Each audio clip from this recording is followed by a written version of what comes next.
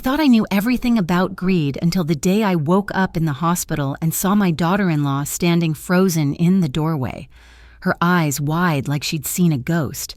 She hadn't expected to see me again. She was certain I was dead, but I was alive. And I knew the truth about the accident that nearly killed me. Now it was my turn to choose how this story would end. My name is Margaret Hale, and I've lived 72 years without ever truly understanding the depths of human betrayal. Not until that moment when consciousness crept back into my battered body, and I found myself staring at the sterile white ceiling of Coastal Memorial Hospital. The room was dark except for the pale green glow of monitors tracking my vital signs. Every beep seemed to echo in the emptiness, a mechanical reminder that I was still here, still breathing. My body felt heavy, wrapped in bandages and connected to tubes I didn't want to think about. The antiseptic smell mixed with something else, fear. Perhaps not mine, but hers. Stephanie stood in the doorway like a statue carved from shock. My daughter-in-law, always so perfectly composed, with her salon-styled blonde hair and designer clothes, now looked as if she'd seen her worst nightmare materialize before her eyes. Her mouth opened and closed wordlessly, her manicured hands gripping the doorframe so tightly her knuckles had gone white. Then came the scream. It wasn't loud, more of a strangled gasp that escaped her throat before she could stop it, but in that sound I heard everything. Disappointment, terror, the crushing weight of plans gone horribly wrong. You're awake, she finally managed, her voice pitched too high, trembling at the edges. I didn't respond immediately. Instead, I watched her, cataloging every twitch of her face, every nervous adjustment of her purse strap. In my years as a widow living alone in our small coastal town, I'd learned the value of silence. People revealed so much when you simply refused to fill the void with words. The doctors said, she swallowed hard, taking a tentative step into the room. They said you might not wake up. The accident was so severe. The accident. Yes, I remembered now. The steering wheel jerking in my hands as the brakes failed, the guardrail rushing toward me, the sickening crunch of metal as my car plunged down the embankment.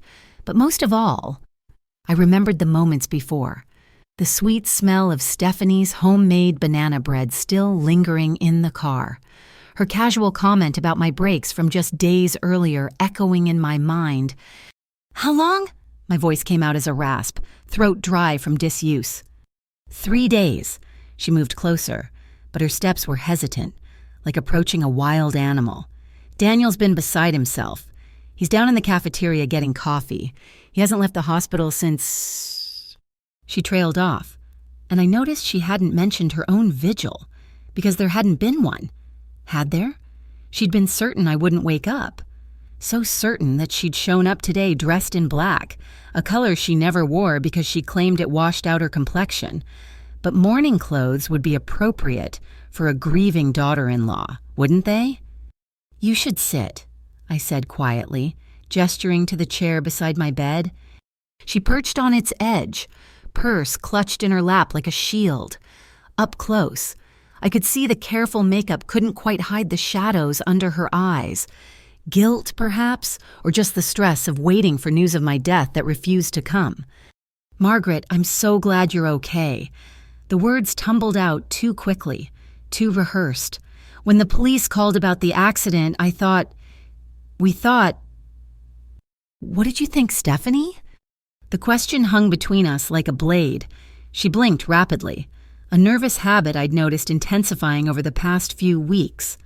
Ever since that day, she'd started bringing me food, checking on me with a devotion that had seemed touching at first, until I'd caught her rifling through papers on my desk, until she'd made that strange comment about my car. We thought we'd lost you, she whispered. But her eyes, those calculating blue eyes that had fooled my son into marriage, told a different story. They darted to the monitors, checking my vitals, assessing my condition, looking for signs of how much I remembered, how much I knew. I knew everything. The door opened, and Daniel rushed in, coffee forgotten in his hand as he saw me awake, my son, my only child, crossed the room in 3 strides and carefully took my hand, tears streaming down his face. "Mom," he breathed. "Thank God." Behind him, Stephanie had gone very still. I squeezed Daniel's hand and kept my eyes on his wife, watching as she realized her performance would need to continue indefinitely. The show wasn't over. In fact, it had just begun. "I'm here," I told my son, but my words were meant for Stephanie. "I'm not going anywhere." The monitor beside my bed beeped steadily, marking each beat of my very alive heart. And in the silence that followed, I could almost hear the sound of Stephanie's carefully laid plans crumbling to dust. 2 weeks before the accident that nearly ended my life, I received a letter that would change everything. It arrived on a Tuesday morning, delivered by courier to my modest colonial home on Elm Street. The envelope bore the elegant embossing of Wyndham & Cole, the most prestigious law firm in Boston. I'd been sorting through bills at my kitchen table, the morning sun casting long shadows across the worn wood, when the doorbell rang.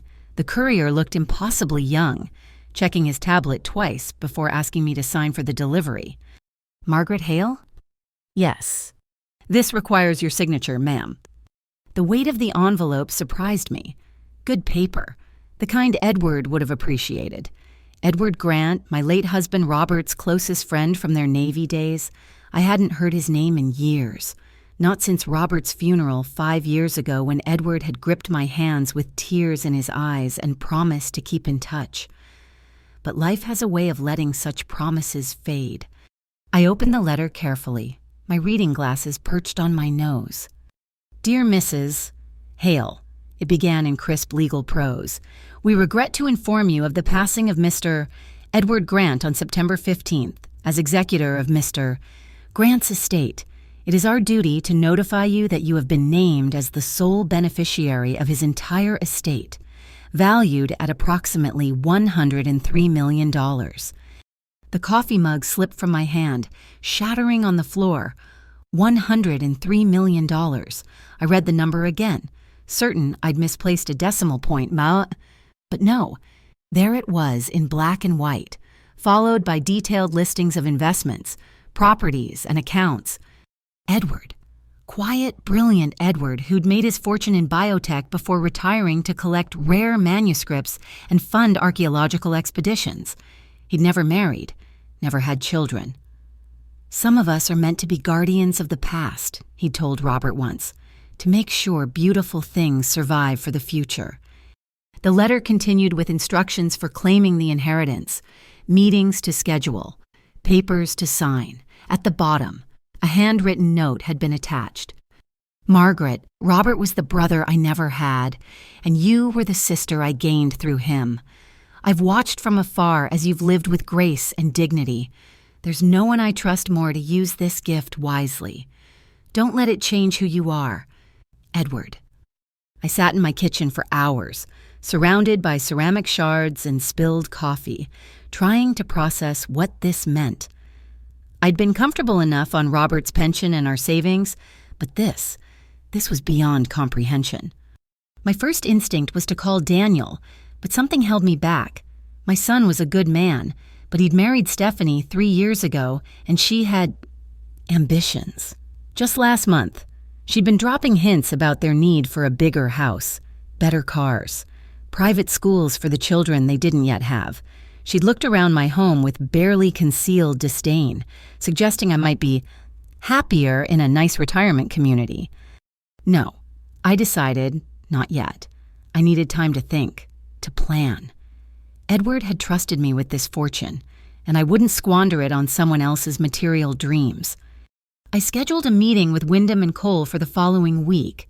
In the meantime, I researched, learning about Edward's passions, his donations to museums, his funding of historical preservation, his quiet support of young scholars. A picture emerged of a man who'd used his wealth to protect and nurture beauty and knowledge. That's when I knew what I would do. The money would go to establishing a foundation, the Grant Hale Trust for Cultural Preservation. It would fund the things Edward had loved, ensure his legacy lived on. I even began drafting the paperwork with the lawyers, keeping everything confidential. But secrets have a way of revealing themselves. I must have left something out, some paper on my desk, some note by the phone, because suddenly, Stephanie's visits increased. She appeared at my door with casseroles and concerned smiles, her eyes scanning every surface, every drawer left open. "You seem tired, Margaret," she'd say. "Are you sure you're taking care of yourself?" One afternoon, I caught her in my study, bent over my desk. "Stephanie?" She jumped, spinning around with a guilty flush. "Oh, I thought I'd tidy up for you." But I saw the way her hand lingered on the folder marked estate planning, the way her eyes brightened with barely concealed excitement. She knew, somehow she knew. The visits continued, each one more intrusive than the last. She'd comment on my health, my age, the dangers of living alone, and then that casual remark about my car as she helped me load groceries. "You really should get those brakes checked. Margaret, they sound a bit squeaky." I'd had them serviced just a month before. They were perfect. That night, I called Wyndham and Cole and made a crucial addition to my plans. If I died under suspicious circumstances, everything would go immediately to the foundation. No inheritance for family, no opportunity for contestation. It was a simple safeguard, one I hoped I'd never need. How naive I'd been. How utterly unprepared for the depths of greed that lay beneath Stephanie's perfect suburban smile. The transformation in Stephanie began subtly, like watching a predator slowly circle its prey, where once she'd visit perhaps once a month. Suddenly, she appeared at my door 3 times a week, always armed with Tupperware containers and that practiced smile that never quite reached her eyes. "I made too much lasagna," she'd say, breezing past me into the house, or, "Daniel mentioned you love banana bread, so I tried a new recipe." Each visit stretched longer than the last, her presence filling my quiet home like smoke. I played along, accepting her offerings with gratitude I didn't feel, but I watched. God, how I watched, the way her fingers trailed along surfaces, pausing at drawers, how she'd position herself to glimpse any papers I might be reading, the casual questions that weren't casual at all. "Are you still driving that old Camry, Margaret? It must be, 15 years old now?" 10, I corrected, sipping the tea she'd insisted on making. "It runs perfectly." "Still," she persisted, settling into Robert's old armchair, a liberty she'd never taken before. "Older cars can be so unpredictable. Daniel worries about you. You know, we both do." The concern in her voice was syrup thick, cloying. I smiled and changed the subject, but I noticed how her jaw tightened, how her fingers drummed against the armrest. The next week brought more visits, more food I didn't need and couldn't possibly eat alone. She'd reorganized my spice rack to be helpful, rearranged the medicine cabinet for easier access, and always found reasons to linger near my study. "You spend so much time in there," as she observed one afternoon, apropos of nothing, working on something important. "Just managing household accounts," I lied smoothly. "Retirement gives you time to be meticulous about such things." "Of course," but her smile had edges now, sharp ones. The turning point came on a Thursday evening. She'd brought soup, homemade chicken noodle, perfect for this chilly weather, and insisted on heating it up herself. I sat at the kitchen table, pretending to read the newspaper while she clattered around my kitchen with disturbing familiarity. "Oh, Margaret," she called out, too casually, "I noticed some papers fell behind your desk when I was cleaning earlier. Should I—" "You were cleaning my study?" I kept my voice level, but inside, alarm bells rang. She appeared in the doorway, face a mask of innocence. "Just dusting. You mentioned your arthritis has been acting up, so I thought I'd help." I hadn't mentioned my arthritis, because I didn't have arthritis. "How thoughtful," I said, "but I prefer to handle my study myself. Private papers, you understand." Something flickered across her face. Frustration, anger. It was gone too quickly to tell, replaced by that sympathetic smile I'd grown to detest. Of course, I just worry about you rattling around this big house all alone. Daniel and I were talking about safer options for you. There's a lovely assisted living community. I'm quite happy here, thank you. She approached the table, placing a bowl of soup in front of me with deliberate care. For now, maybe. But we have to think about the future, don't we? About what's best for everyone. The threat was subtle but unmistakable. I met her eyes steadily. I've always been very good at taking care of myself. Stephanie, I'm sure you have. She gathered her purse, movements sharp with suppressed emotion. But even the strongest people need help eventually. Oh, before I forget, I borrowed your spare car keys last week when I moved your car for the street sweeping. I'll bring them back tomorrow. I'd never given her my spare keys, and we didn't have street sweeping on Elm Street. After she left, I searched the house methodically. The spare keys were indeed gone from their hook by the back door. In my study, papers had been shuffled, carefully but not carefully enough. My filing cabinet showed tiny scratches around the lock, amateur attempts at picking it. But it was what I found in the garage that chilled my blood. Fresh scratches on the concrete beneath my car, drops of brake fluid, hastily wiped but still visible. When I checked the brake line, my flashlight beam caught the telltale signs of tampering, small cuts, almost invisible, designed to create a slow leak. I stood there in my garage, flashlight trembling in my hand, understanding finally what Stephanie's increased attention really meant. She didn't just know about the inheritance. She wanted it, and she was willing to kill for it. That night, I called my mechanic, quietly, discreetly, and scheduled an emergency appointment for the next morning. I'd have him document everything, create a paper trail, but I wouldn't confront her, not yet. Let her think her plan was working. Because two could play at this game, and I'd learned long ago that the best defense was letting your enemy believe they were winning, right up until the moment they discovered they'd already lost. In my study, I pulled out Edward's letter again, running my fingers over his handwritten note. Don't let it change who you are. He'd written. But he was wrong. The money hadn't changed me.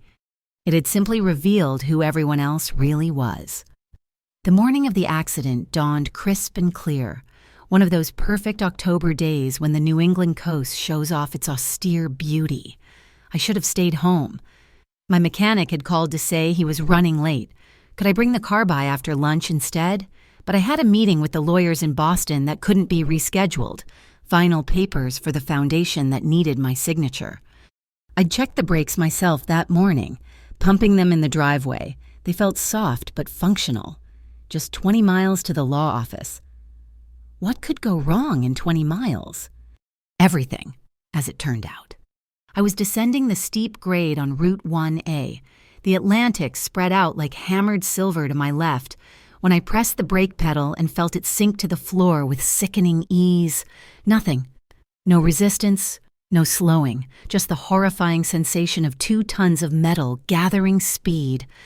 My hands gripped the steering wheel as muscle memory from decades of driving kicked in.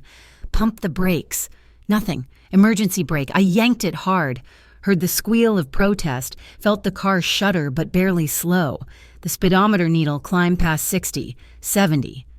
The curve ahead rushed toward me, guardrail gleaming in the morning sun. Beyond it, a 30-foot drop to rocky shore. Time dilated, each second stretching like taffy. I had 2 choices, the guardrail and the rocks, or the steep embankment on my right, thick with trees. I chose the trees. Wrenching the wheel right, I felt the car leave the asphalt, heard the terrible crunch of metal meeting earth. The world tumbled, sky and ground exchanging places in a kaleidoscope of violence. Glass exploded around me. The airbag detonated like a punch to the chest. Then came the tree, a massive oak that caught my car like a catcher's mitt, crumpling the front end with a sound like the world ending. Silence. I hung suspended by my seatbelt, blood dripping from somewhere onto the deployed airbag. The car had come to rest at a 45-degree angle against the oak. Driver's side down, Through the spider-webbed windshield, I could see sky. Pain was a distant thing, held at bay by shock. I tried to move and found I could barely. My phone had been thrown somewhere in the chaos, no way to call for help.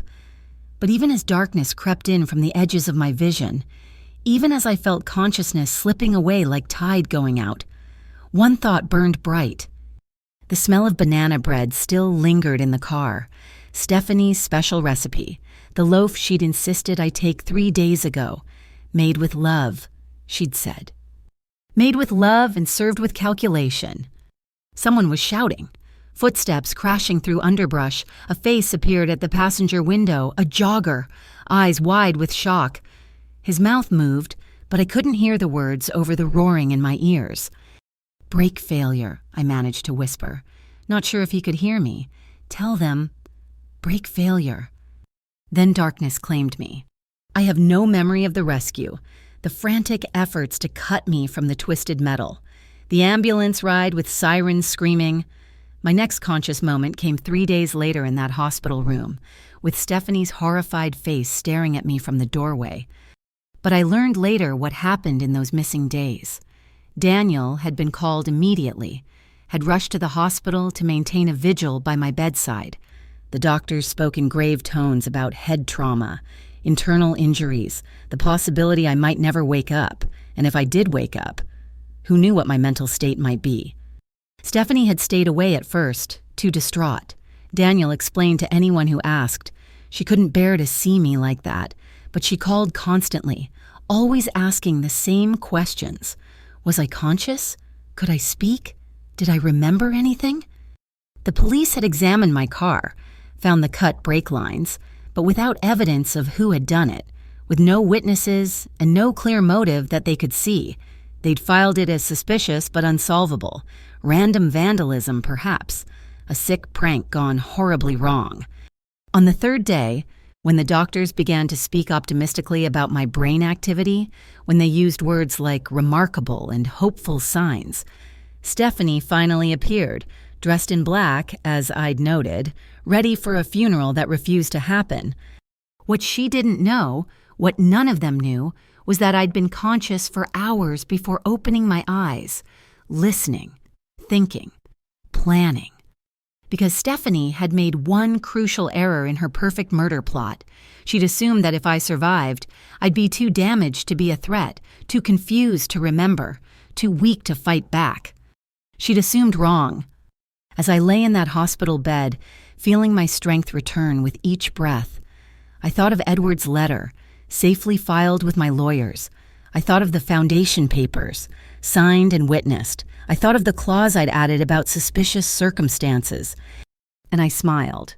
Stephanie thought she'd won, but the game was far from over, and the next move would be mine. The art of playing dead is harder than it sounds. Lying perfectly still while your daughter-in-law confesses to attempted murder requires a level of self-control I didn't know I possessed. But there I was, eyes closed, breathing regulated, while Stephanie paced my hospital room like a caged animal with a cell phone pressed to her ear. She thought I was unconscious. The nurses had mentioned during their rounds that I'd been responsive earlier but had slipped back into what appeared to be a deep sleep. They weren't concerned. Trauma patients often drifted in and out of consciousness during recovery.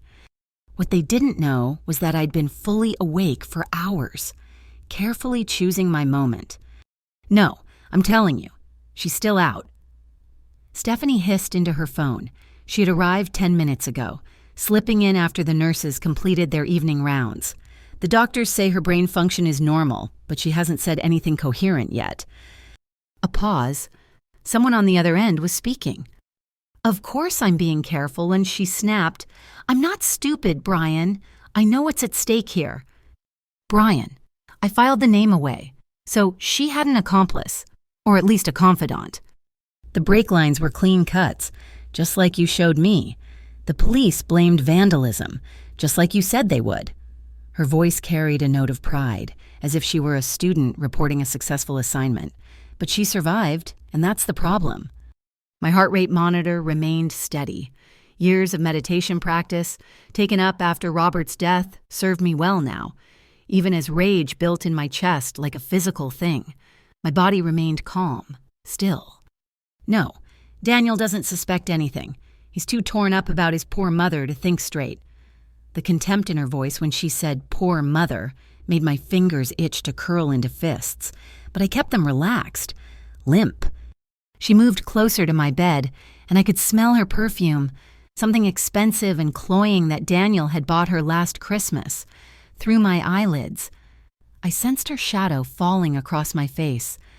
The old bat had over 100 million coming to her. Can you imagine? Living in that musty house, driving that ancient car, while she's sitting on a fortune that could change our lives. The bed creaked slightly as she leaned against it. For one terrifying moment, I thought she might try to finish what the brake failure had started, but she was just studying me, looking for signs of consciousness. If she dies now, it's too suspicious, she continued. The police would dig deeper, but if she wakes up damaged, confused, unable to manage her affairs, well, Daniel's her only family. Power of attorney would naturally fall to him. And through him, to you, I thought, I need time to... She stopped abruptly. Footsteps in the hallway. Someone's coming. I'll call you back. The door opened, and I heard Daniel's voice. Any change? No. Stephanie's tone shifted instantly to one of concern. I've been sitting with her, praying she'll wake up properly. The doctor said the longer she stays like this... Don't. Daniel's voice was sharp. Don't talk like that. She's going to be fine. She has to be. I heard him approach, felt his hand take mine.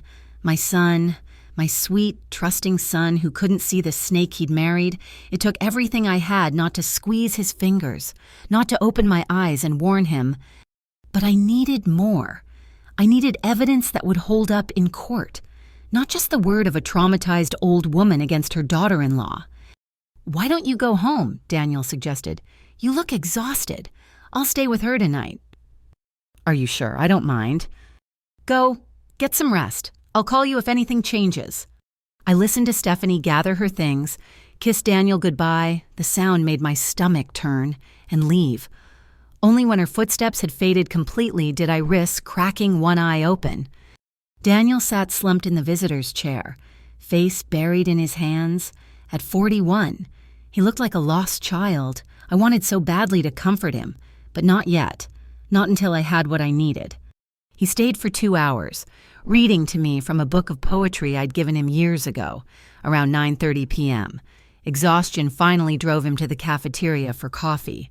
The moment the door closed behind him, I moved.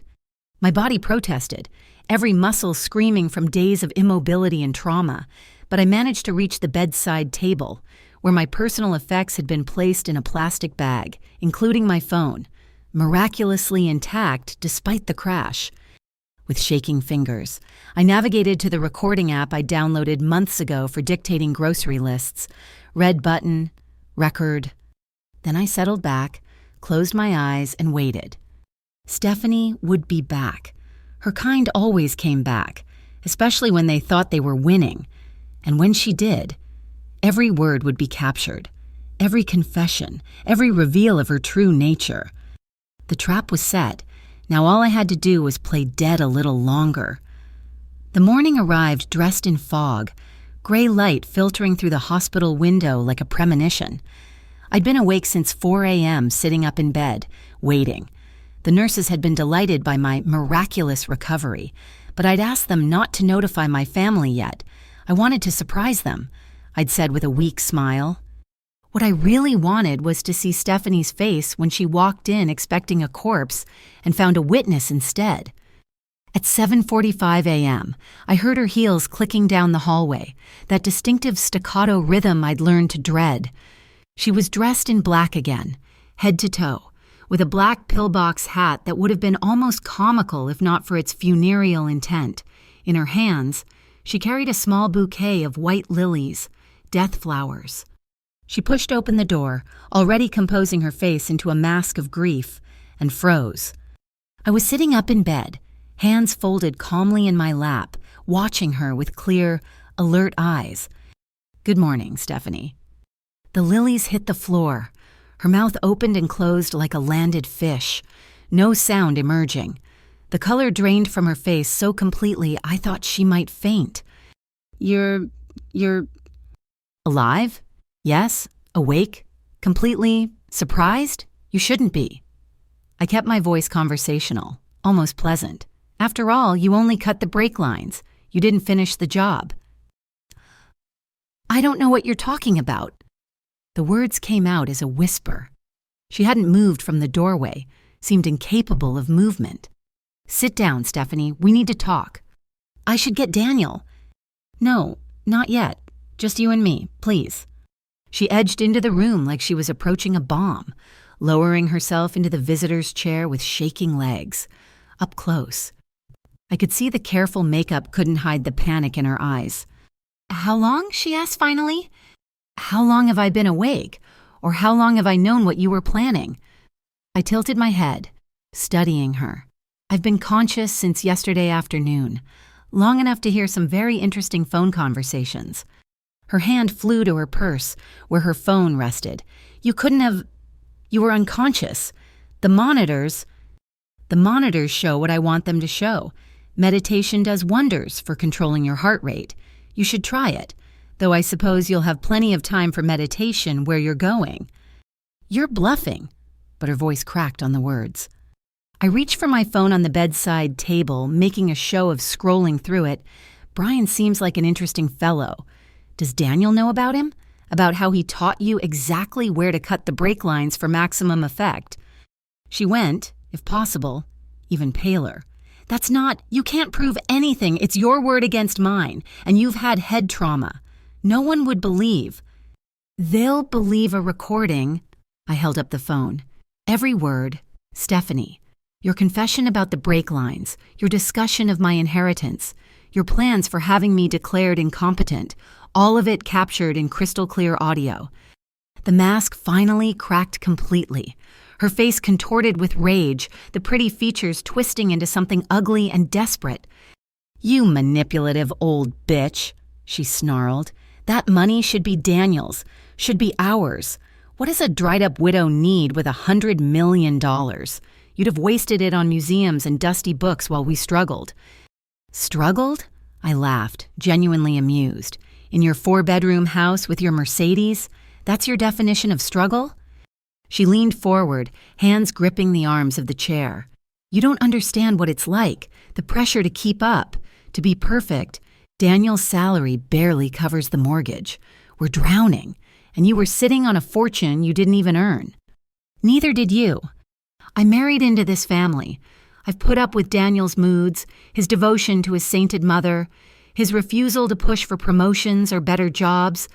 I've earned something for my patience. You've earned a prison sentence. The door opened, and Daniel walked in carrying 2 cups of coffee. He stopped short, taking in the scene, me sitting up, alert, and his wife rigid with fury in the chair. Mom, you're awake! He rushed toward me, then paused, sensing the tension in the room. What's going on? I looked at my son, this good man who'd had the misfortune to fall for a pretty face hiding an ugly heart. Daniel, I need you to listen to something. Margaret, don't... Stephanie's voice was pleading now. Please, think about what this will do to Daniel, to our marriage. Your marriage ended the moment you tried to kill his mother. Daniel's face went slack with shock. What? I pressed play on my phone. Stephanie's voice filled the room, tinny but unmistakable. The brake lines were clean cuts, just like you showed me. We listened in silence, Daniel sinking slowly into the empty chair, Stephanie curling in on herself, as her recorded voice laid out every damning detail. When it finished, the silence was deafening. Tell me it's fake, Daniel whispered, looking at his wife. Tell me my mother is lying. But Stephanie just sat there, staring at the floor. The fight drained out of her completely. In the harsh hospital light, she looked older, harder, like a mask had been stripped away to reveal the true face beneath. I'm sorry, I said softly, reaching for my son's hand. I'm so sorry you had to find out this way. He squeezed my fingers, tears streaming down his face, as the woman he'd promised to love and cherish was revealed as the woman who'd tried to murder his mother for money.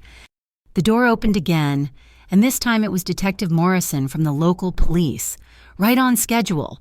I'd called him an hour ago. "Mrs. Hale, I understand you have some evidence regarding your accident?" I handed him my phone. "Everything you need is here, Detective." As they led Stephanie away in handcuffs, she turned back one last time.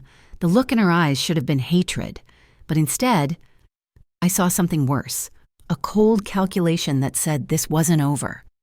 But I was ready for whatever came next. After all, I'd survived her first attempt. What was one more?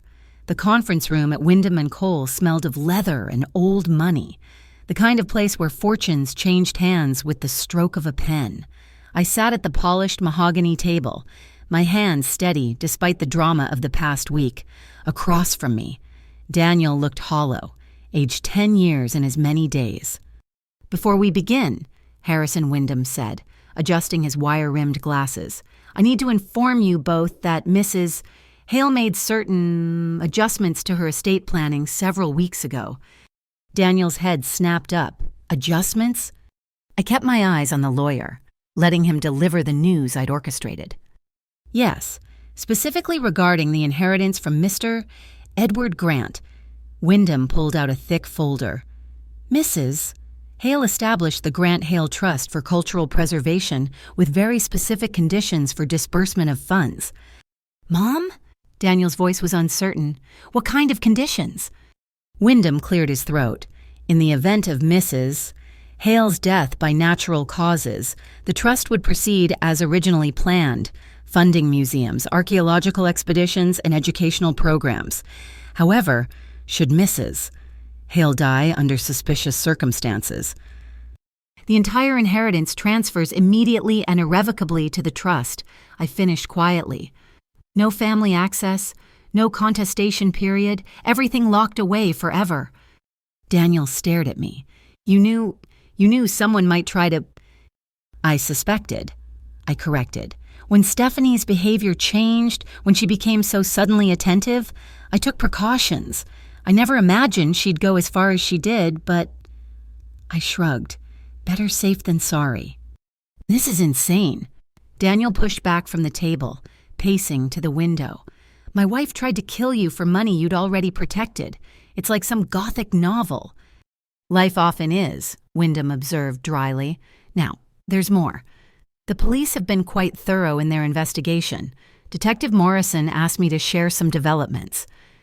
My pulse quickened. "What developments?" "They've arrested Brian Hutchinson, Stephanie's accomplice. He's a mechanic at a shop in Riverside.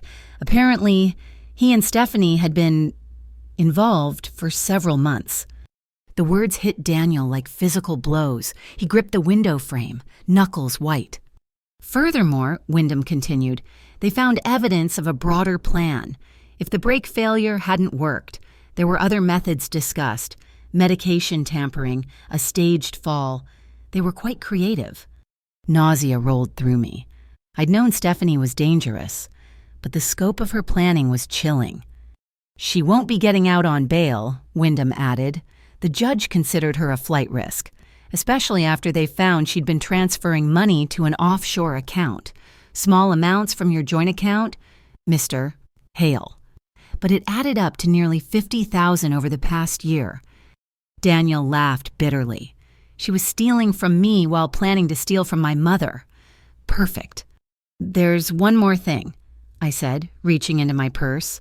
"Something I need you both to see." I pulled out another document, this one crisp and new. "I've been thinking about Edward's wishes, about what he really wanted for his fortune. He trusted me to do the right thing, and I believe the right thing is this." I slid the paper across to Wyndham. His eyebrows rose as he read. "You're still proceeding with the trust?" "Every penny," I confirmed, "but with one addition, an educational fund specifically for victims of financial abuse and their families. Programs to help people recognize the warning signs, protect their assets, escape dangerous situations." Daniel returned to the table, sinking into his chair. Mom, I won't profit from Stephanie's greed, I said firmly. Neither will you. This money will do good in the world, the way Edward intended. Museums will be funded, history will be preserved, and maybe, just maybe, someone else will be saved from what we've been through. The paperwork is already drawn up, Wyndham said, producing another set of documents. If you're certain, we can execute the transfer today. I picked up the pen without hesitation. I've never been more certain of anything. As I signed my name, I thought about Stephanie sitting in her cell, dreaming of money she'd never touch. I thought about Brian, turning state's evidence to save his own skin. I thought about Daniel, who would have to rebuild his life from the ashes of his marriage. But mostly, I thought about Edward, quiet, generous Edward who'd trusted me with his legacy. He'd been right. The money hadn't changed who I was. It had simply given me the power to choose who I wanted to be. The pen moved across paper, each signature another nail in the coffin of Stephanie's ambitions. When I finished, $103 million was beyond anyone's reach, transformed into a force for good that would outlive us all. It's done, Wyndham announced, witnessing the final signature. Daniel reached for my hand. Are you sure about this? You could have kept some. No one would have blamed you. I have everything I need, I told him. A home, my health, despite Stephanie's best efforts, and my son. His fingers tightened around mine. I'm sorry, Mom, for bringing her into our lives, for not seeing what she was. Love makes us blind sometimes, I said gently. The important thing is that we survived it. As we left the law office, stepping into the afternoon sun, I felt lighter than I had in months. Behind us, in Wyndham's files, lay the proof that sometimes the best revenge isn't keeping what others want. It's making sure they can never have it. Stephanie had played for millions and lost everything. I'd nearly died for money I never wanted and emerged richer in ways that mattered. The universe, it seemed, had a sense of irony after all. The courthouse steps were slick with autumn rain as we emerged from the final hearing. 6 months had passed since that morning in the hospital when Stephanie's mask had finally slipped. 6 months of legal proceedings, of watching her empire of lies crumble piece by piece. She'd gotten 15 years, attempted murder, conspiracy, fraud. The charges had stacked up like dominoes. Brian Hutchinson had sung like a canary, desperate to reduce his own sentence. Every sordid detail had come out. The affair, the planning, the backup schemes they'd never gotten to implement. Daniel walked beside me, umbrella tilted against the rain.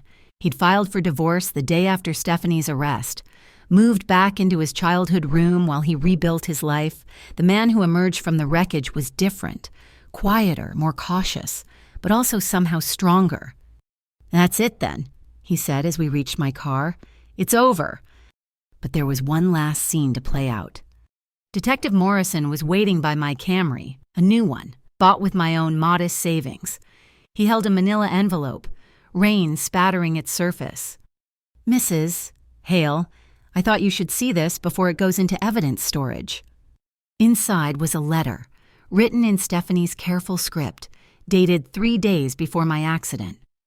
When all this is over, it read, we'll finally have what we deserve. The old woman's fortune will set us free. Imagine it, Brian. No more pretending. No more playing the devoted wife. Just you and me and more money than we could spend in 10 lifetimes. I handed it back, unmoved, evidence of premeditation. Among other things, Morrison tucked the envelope under his coat. She thought she'd destroyed all the evidence. Didn't know Brian kept her letters. Insurance. He called it no honor among thieves, I thought. We drove home in silence, the wipers beating a steady rhythm. When we pulled into the driveway of my modest colonial, Daniel finally spoke. Do you regret it? Giving away all that money? I turned off the engine, considering, through the rain-blurred windshield, I could see my house, the same house where I'd raised my son, where I'd mourned my husband, where I'd nearly lost my life for a fortune I'd never wanted. Edward left me that money because he trusted my judgment, I said finally. The moment I signed it over to the trust, I honored that trust. Stephanie can rot in prison knowing she destroyed her life for something that was never going to be hers anyway. We hurried inside, shaking off the rain. In the kitchen, I made tea while Daniel built a fire in the living room fireplace. The house felt different now, safer, but also somehow smaller, or maybe I'd just grown beyond its walls. "I've been thinking," Daniel said, accepting his cup, "about what you said that day, about love making us blind." I waited, letting him find his words. "I wasn't blind. Mom, not really. I saw the signs, the way she'd inventory your things, the comments about your age, the sudden interest in your finances. I wanted to believe it was concern, real concern." "We see what we want to see," I said gently. "No." His voice was firm. "I chose not to see. That's on me, but I swear to you, I will never let anyone hurt you again. Never." I reached over and squeezed his hand. "I know, sweetheart, I know." The fire crackled, casting dancing shadows on the walls. Outside, the rain had intensified, drumming against the windows like impatient fingers. But inside, we were warm and safe and whole. My phone buzzed. A text from Harrison Wyndham. "First disbursement from the Grant Hale Trust went out today. Boston Museum of Fine Arts sends their profound gratitude." I showed it to Daniel, who managed a small smile. "He'd be proud of you. Edward. I hope so." We sat in companionable silence, watching the fire. I thought about Stephanie in her cell, stripped of her designer clothes and false charm. I thought about the trust, already beginning its work of preservation and education. I thought about second chances and survival and the price of greed. "What happens now?" Daniel asked eventually. I considered the question, what did happen now? I was 72 years old, survivor of attempted murder, guardian of a fortune I'd given away. The story should be over. But I didn't feel like an ending. I felt like a beginning. "Now," I said, setting down my teacup with decisive click, "we live, we heal, we be more careful about who we trust, and we remember that the best revenge against those who tried to bury us is to grow." Daniel raised his cup in a toast. "To growing, then." To growing. The fire popped, sending sparks up the chimney. Outside, the storm raged on, but Margaret Hale had weathered worse storms than this, and she was still standing. The money was gone, transformed into something larger than any individual fortune. Stephanie was gone, locked away with her schemes and her bitterness. All that remained was the truth. Sometimes the greatest wealth is knowing when to let go. And with that thought, I closed the book on the darkest chapter of my life, ready, finally, to write whatever came next. Thank you so much for listening to my story. I'd love to know where you're listening from. Please share in the comments below so we can connect. Don't forget to subscribe to the channel and let me know your thoughts on Margaret's journey. What would you have done in her situation?